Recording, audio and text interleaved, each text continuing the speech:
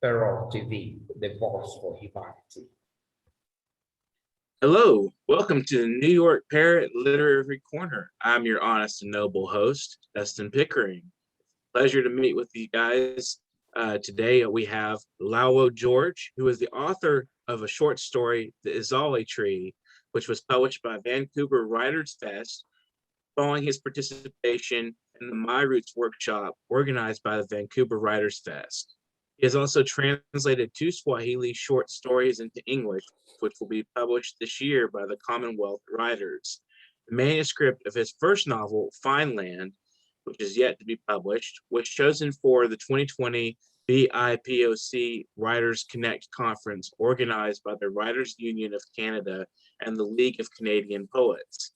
In 2018, he was one of 6 participants selected for the Writing the Novel Mentorship organized by Mawazo Africa Writing Institute. Lauwo's unpublished novel, Fine Land, is about an ambitious young man from Tanzania who immigrates to Finland, which he believes to be the land of plenty. While the story vividly portrays the sacrifices people make in order to realize their dreams, it also challenges the utopian view of Europe. Lauwo is originally from Kilimanjaro in Tanzania. He went to Finland for his higher education, and he now lives in Canada. He is actively involved with a well-established writers' critique group where he is currently workshopping the manuscript of his second novel, No Place I'd Rather Be. Thank you for joining us today, Lauwo. How are you? I'm doing great. Thank you for having me and for providing this platform for writers to share their experiences. Excellent. I'm glad that you're with us, and we'll have an excellent discussion. And just to go ahead and kick it off, you mentioned your novel Fine Land, which is sounds like a balanced view of some of the difficulties immigrants face. So what was the impetus leading to the writing of that novel?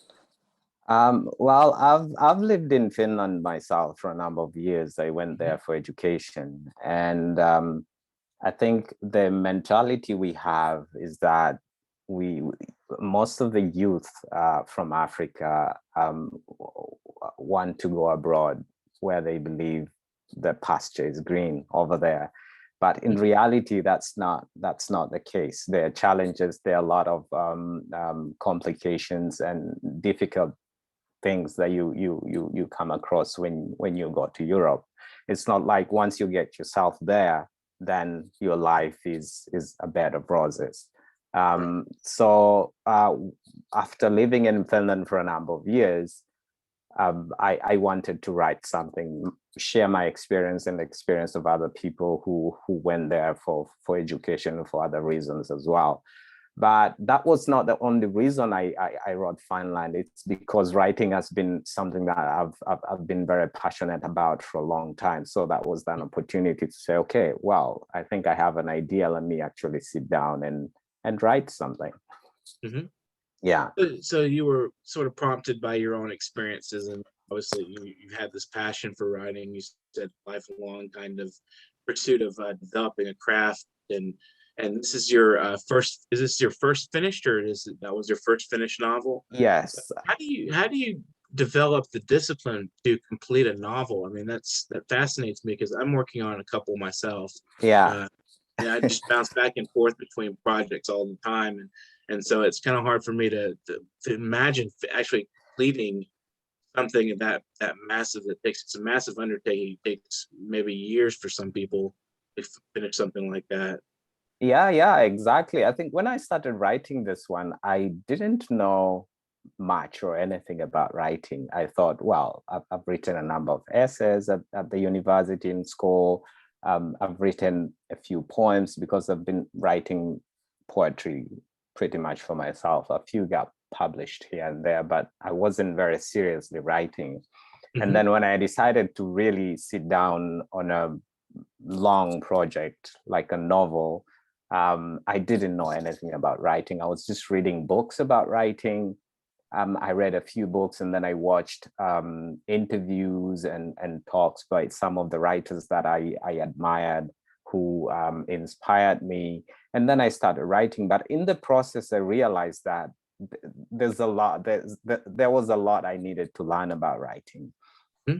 And writing is not just about you sitting down with your ideas, lock your door, and then you write from the start to the finish and say, yeah, I have a novel. It doesn't work that way. So in the process, I learned how to, that you needed support from other people. You need feedback from other people, because you write and then you give it to people to give you feedback, to test what you're writing. And when you get feedback, you realize what works, what worked, what didn't work, and what you need to do. And then I became a part of this writers critique groups or support groups where we would talk about our writings. And through that process, that's when I learned, what it meant to write, actually. And you need to be very disciplined in the sense that when you start something, you need to finish to be able actually to have a full picture of what you're doing. Because if you write it in small bits and pieces, then you will not, progress in the way that you want and finish your novel. Mm-hmm. And another important thing that helped me, it's because I participated in a writing workshop, which was a 4-month online writing workshop organized by Mawazo Africa Institute. The workshop was called Writing the Novel, and we had an established writer as a facilitator. And through that workshop, I think I learned 2 very important lessons. One is that you need to figure out what your novel is about, because that will give you like a compass direction where you are going with it. If you sort of stray, you will be able to get back on track, because you know where your direction is, where is your north. So that was number one. So the question that he put out to us was, what is the essence of your novel? And all of us were looking, all the participants were looking at each other like, okay, essence, what is essence? We didn't understand what she was saying. But what she meant is that you need to figure out what your book is about, and then it'll help you actually to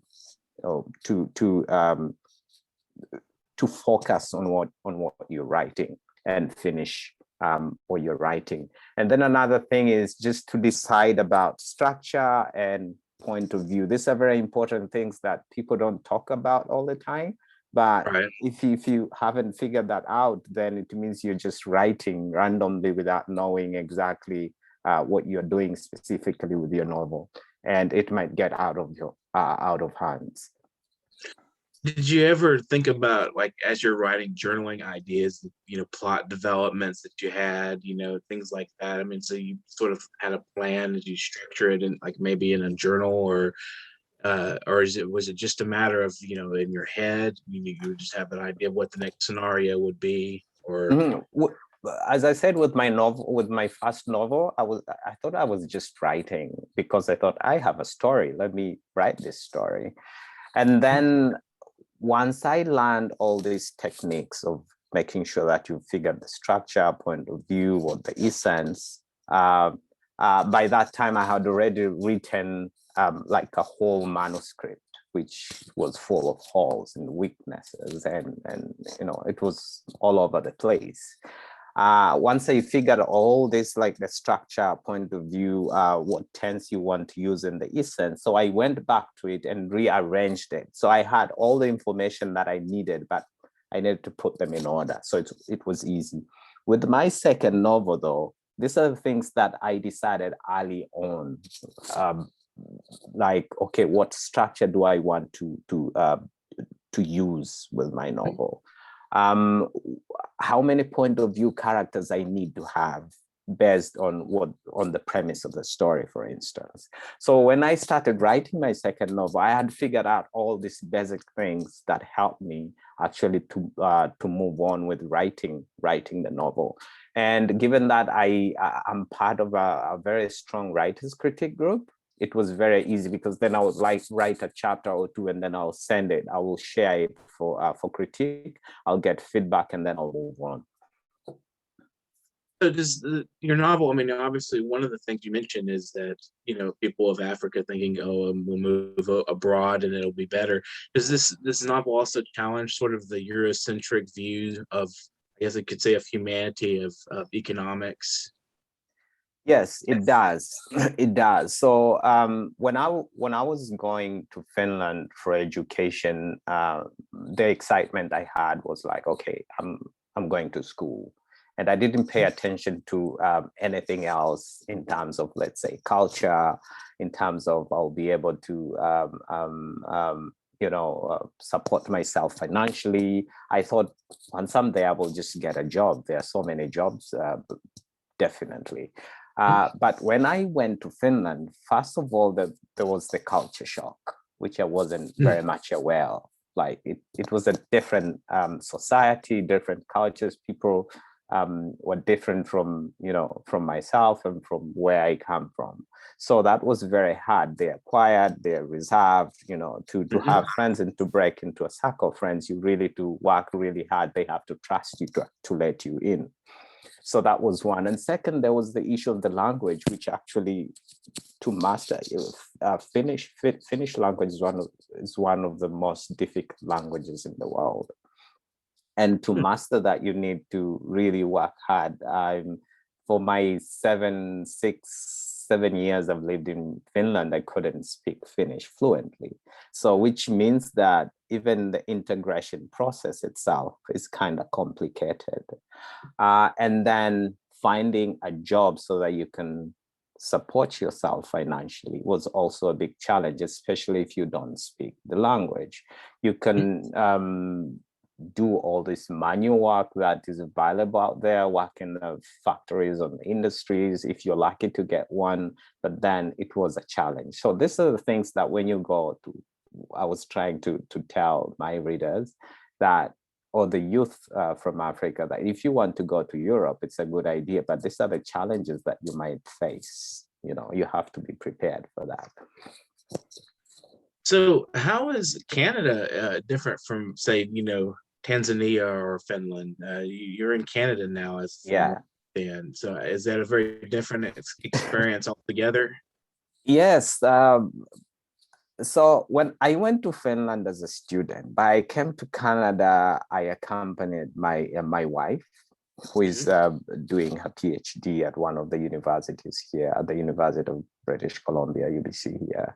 So I think the experiences are different. And then there's the issue of language, which is not so much as difficult as in Finland, because, I've been educated in English.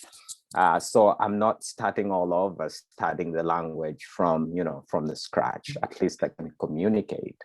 And given that I came here accompanying my wife or my partner, it was easy to get integrated because of my status. I'm a permanent resident of Canada. Okay. So finding a job with that status, it's a bit easier compared to finding a job in Finland, where you are a student, you don't know the language, and you're new to that country or in that society.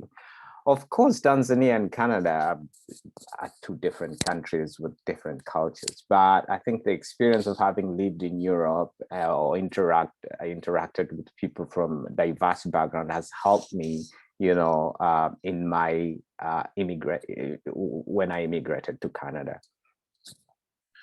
So would you like to share a poem or two with us? A poem or two. Let me see what I have here. Poetry is not like my biggest strength, but it's where I started writing. So I had a poem that I wrote, which is called "Smiley Finland," which is the title of the novel, which I used as a title of the novel, Finland. And then, I would like to read this. Okay, love to hear it. Just hold on a second. And this is the New York Parrot Literary Corner. We're talking about Lauwo George's novel Finland, which is an exploration of the immigrant experience in Finland.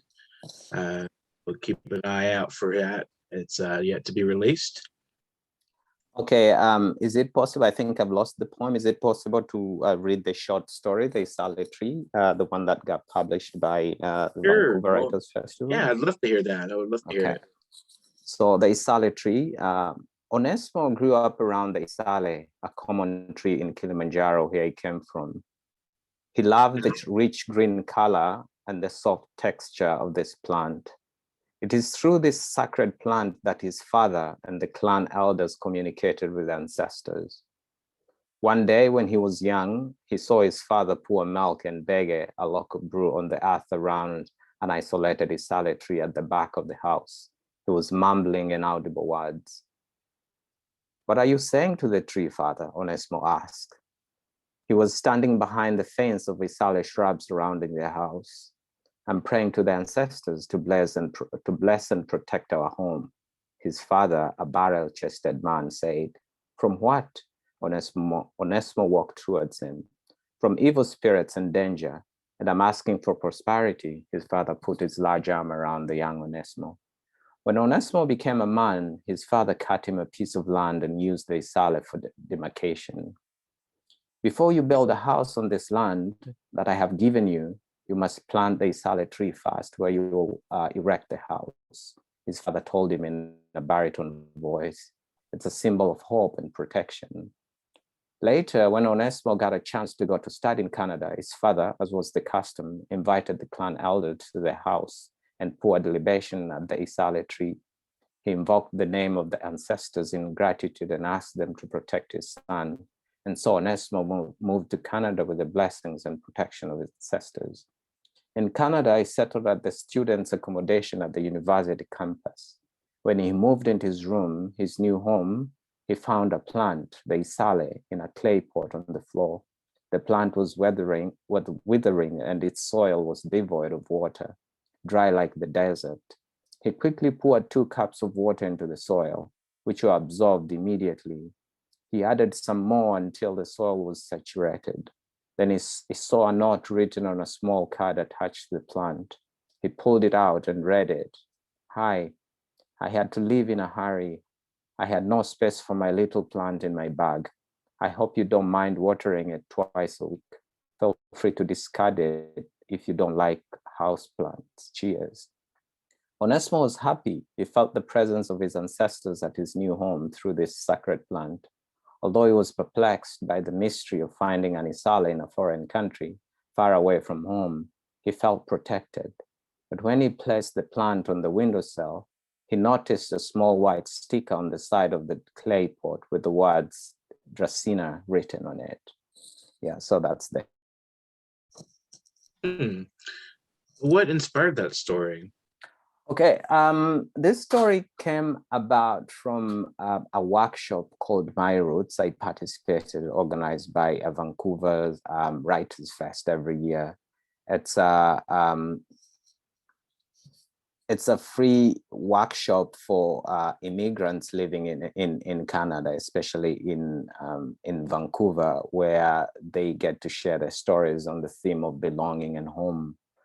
And out of that workshop, we were told to write a poem or a short story. And then, Dracena is this home plant that is everywhere here in Vancouver. People have at their homes.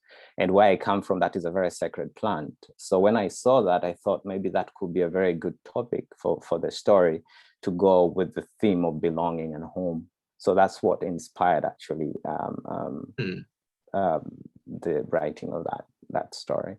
Quite interesting. I love the way you characterize the father in that story. Barrel-chested, baritone voice. Very strong man. Kind of the way that father is personified in that story, and very interesting how that contrasting the son and the fear of moving from one place to another, and the tree itself as being a kind of a strong thing.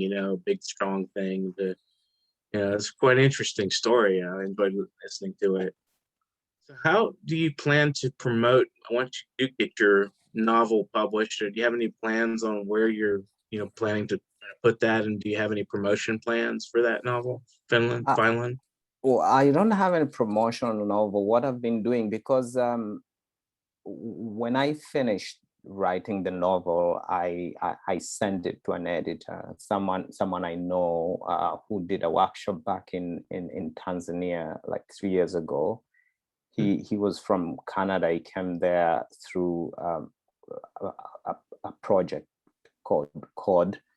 And I was one of the participants, and then I established sort of connection with him, and we were in touch even after he had returned to Canada.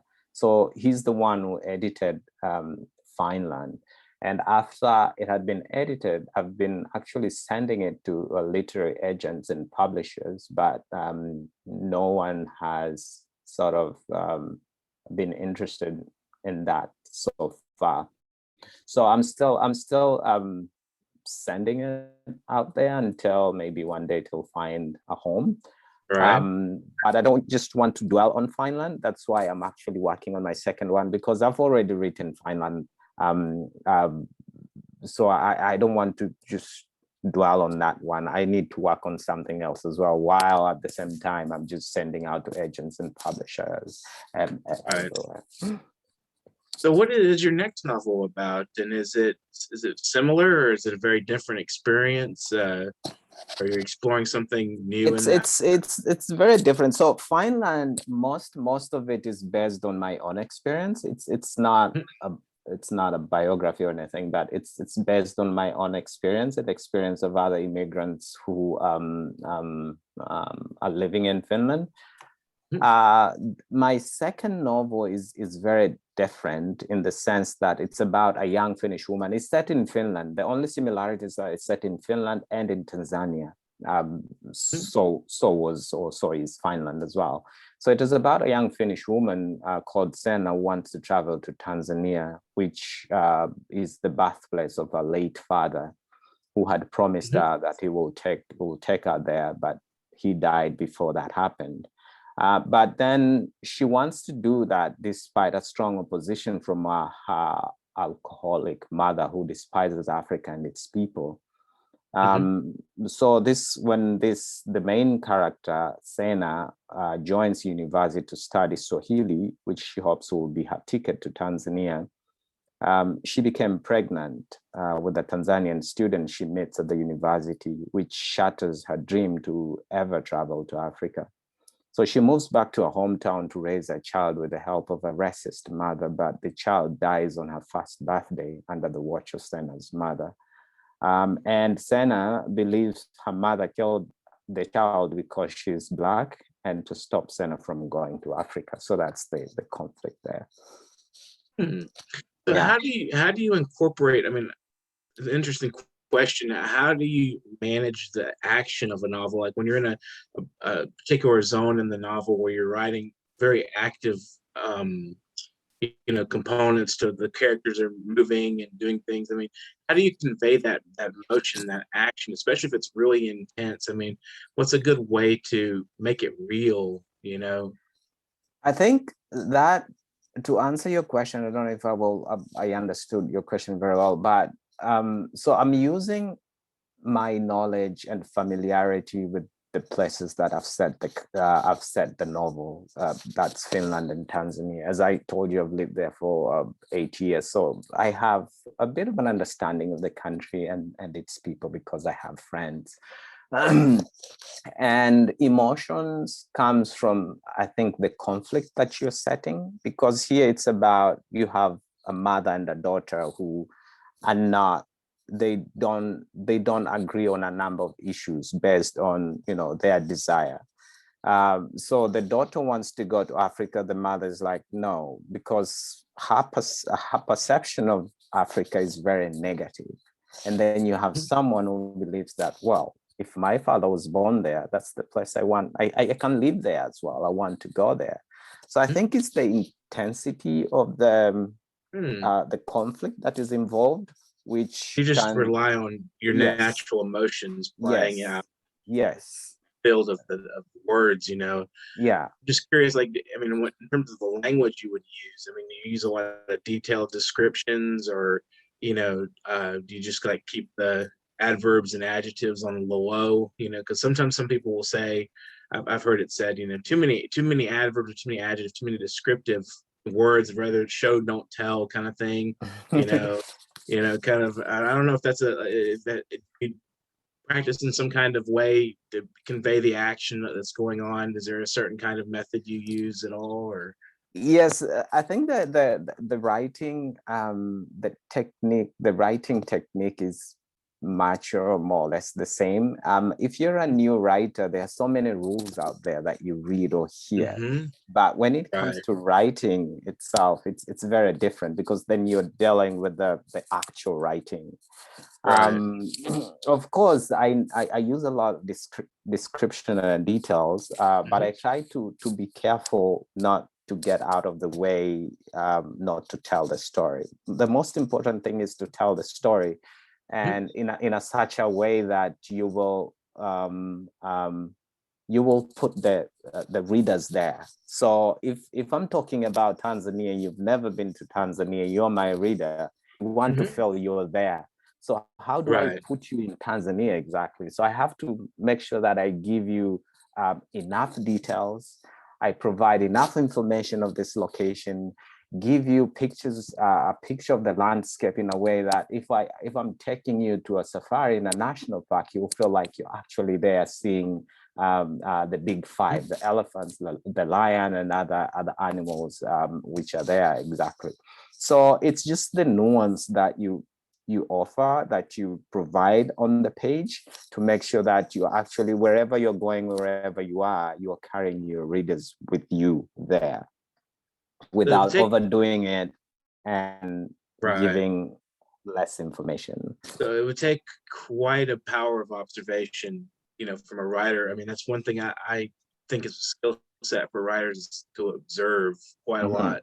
I mean, we're not talking just average person glancing at things. We're like, you want the details, you want the fine script that's there, and you want to be able to convey that in a way, and the story that, as you said, people were right there with you in a way. They're visualizing it with you, and the way to do that is, you can use fine details, but like, you don't want to be overly descriptive to where it's like it burdens the story, it weighs it down.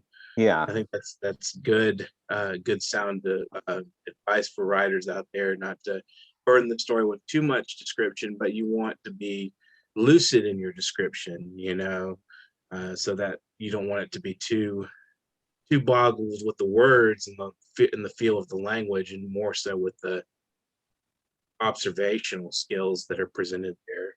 And as I said earlier, that it's very important when you write to have a place to test your writing, and writers critique group is the right place for that. So if you write something and then you share it with your group and they say, we don't understand here, I mean, I feel like I'm not with you here, what's happening? So you get the message, and then you take notes, and then when you come back to doing revision, then you know exactly what's missing, where the holes are, what are the holes, for you to actually make sure that you provide enough information. Because they always say, there's this saying that goes like, readers are not interested in what's happening, they're interested in what will happen next. So to hook them, you need to give them that hope of something will happen next. Keep them, the suspense. Anticipation. Yes. Yeah. You get them thinking, what's the next step in the story? You present the scenario, your situation, and then you give them a little bit of a guideline to where it's going to go, and then they want to see what's going to happen. Yeah, that's I call that anticipating, or yes. You have these very plot twists, and sometimes you throw them a little curveball here and there. Yeah. And another thing that I've learned is that characters make decisions, throughout the story, but your readers need to know why is your main character or your character is making that decision. It should not be just out of the blue, that if he's decided to change his mind about something, we need to know why and what is the reason for that. So it's about providing enough information about what your characters are doing.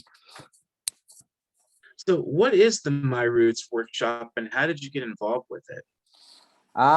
My Roots workshop is, as I said, it's a free workshop for immigrants in Canada here, especially in people who are residing in Vancouver, organized by Vancouver Writers Fest.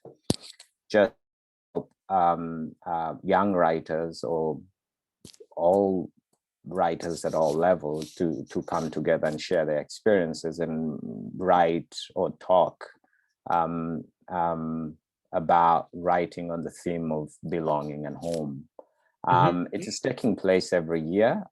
This year it took place in June online. I was not lucky to participate in this year. I don't think you can just participate every time. So, but I've been lucky to be in the workshop twice. Excellent. That's a nice, friendly, thing to offer to people who are coming into a country. Offer them space to talk about their roots, or their, give them an instance of where they can actually actively engage with what's going on in their minds. Right, especially if you're a writer. I mean, that can be sometimes we're very solitary people, and that can be something nice to work with another group of people who are sharing similar experiences, and work with them on those ideas and help develop them. How do you feel? I wanted to add, like, the first time I participated in that workshop, it was facilitated by a well-established award-winning author, and I was lucky to work with her on a one-on-one sort of mentorship, and she helped me develop part of Finland, actually. So that's one of the advantages that that happened through that workshop. Excellent. So how do you feel about being asked about your work and how the process? I mean, how does that, how do you construe that? I mean, it's interesting that to be interviewed about your own work and your various ethics and what so forth that go into your writing. How do you feel about that? Well, it's a learning process, in the sense that when you get to talk about your work, there's an aspect of it that you maybe might not have thought about, which came up in the conversation. It's like you have an idea, you sit down to write it, but if you don't have the opportunity to talk about it, then maybe you don't know your project very well. So discussing about your project actually helps you to actually learn about your project and learn how to talk about your project and explore things that you might not have explored before. Maybe talk about the themes that in your work. For instance, in Finland, when I tell people that, I'm writing a novel, the first question that I get asked is like, what is your novel about? Right. And then I have to think, okay, what is my novel about? And then I talk about my novel being, it's about sacrifices people make in order to realize their dreams. And it also a work that's trying to challenge the utopian view of Europe. And then from there, then the discussion broadens. And then we start talking about experiences and other things. But it's a very good way of looking at your own project. Interrogating what is it about? I think that's a good way of looking at it. You can develop your own ideas about you. I mean, especially if you're in process of writing something, and then you talk about it and you talk it out. It's just like workshopping it. You're workshopping it. Yeah. So we have a remaining about 4 minutes. And so I was going to say, if you want to thank some people, some people that have influenced and inspired you, or if you want to spend a minute to give a kind of some words of wisdom to writers of the future, or writers listening in, then we have time for that. Yeah, sure. Yeah, thank you very much. And first of all, thank you to you and to this program. This is a very wonderful platform, actually, for inviting me to talk about my work. And also, I would like to thank all the people who have supported me. I mean, all the workshops that I've been to, especially Mawazo African Writing Institute, and the Writing the Novel workshop that I participated. It was facilitated by Yewande Omotoso, who is an established writer. She helped me a lot, and I appreciate that, the lessons that I learned from her, which has helped me actually to shape the way I approach my writing project. And Iceland Hunt as well, who we developed Finland through My Roots workshop. What I want to say about to other writers is that it's important to learn from other people and appreciate their work as well, because when you're doing writing, you can't be a master, or you cannot improve your craft without looking at what other people are doing. So if you're learning from other people, it means that we need to learn to celebrate their achievement as well, or what they've done, which has helped shape who we are in terms of what we are doing. So I really appreciate that so much. And I say thank you to everyone who has just supported me along the way. Absolutely. So it's been really wonderful talking to you, Lau. It's been an excellent journey through your novel and through your experiences as a novelist, and wish you luck in getting this novel promoted up to the level of publishing it. So that'll be interesting to see when that happens. So keep in touch with us, and maybe we'll do another show when you have that ready to go, and you can talk a little more about it. This has been the New York Parrot Literary Corner. I'm Dustin Pickering, and it's we've got an anthology coming up. So if you guys are out there wondering what to do about the anthology, get in touch with me. We're more than happy to answer any questions for the anthology. It's $17 pre-order until August 1st. So please be aware that there's a time limit until we have to put it up on Amazon, and then you can order it from there. From Amazon, and you can do MoneyGram, or you can do a Western Union if you're not acquainted with PayPal or don't want to use that forum. PayPal.me/NYParrot, pay $17 plus $3 shipping and handling USA, and $6 outside of the USA. So please be in touch with me about that anthology. It's got so many poets. I mean, there's so much variety, global anthology. This is a very fascinating and beautiful book, and I hope that people will order this and take advantage of this opportunity to get acquainted with writers they may not be as acquainted with globally. It's a very community bond organized anthology. So just take a look at it and be in touch, and subscribe to our channel while you're at it.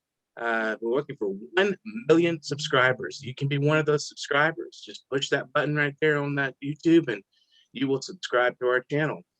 That'll keep you in touch with all of our upcoming videos. And so that will make us happy and make you aware of what's going on in the world of literature today as we speak. So please do that. And you can donate to us at the same PayPal, paypal.me/NYParrot. You can reach out to me if you want to be a guest at literarycorner@newyorkparrot.com. Thank you very much. And thank you, Lauwo, for joining us today. And this has been the New York Parrot Literary Corner, and I'm signing off, Dustin Pickering. Thank you very much. Have a great afternoon. Happy writing, guys.